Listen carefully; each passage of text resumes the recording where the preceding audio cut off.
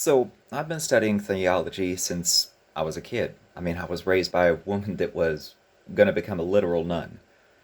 And I've always had an affinity for the church. Always have.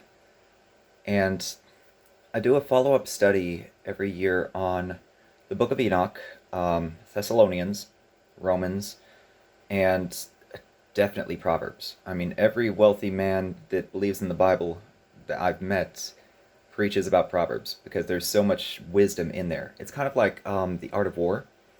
If you study the art of war, like Proverbs is kind of the same thing if you look at it just from an esoteric standpoint. Now, if you look at it from a religious standpoint, it has entirely different context. And I studied the historical context because I love psychology. And I mean, there are so many different phrases that, like, sin is a multi, like today it would be known as bad. Like, dude, that's bad.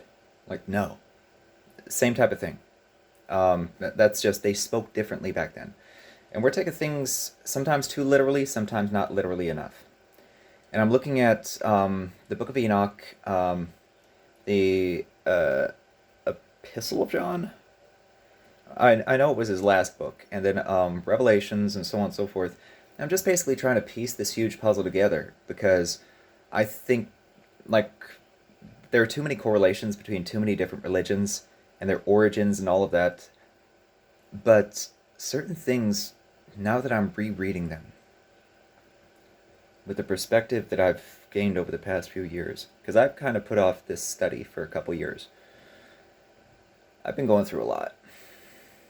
But as I'm looking at this, I'm just like, some of this stuff really makes sense now.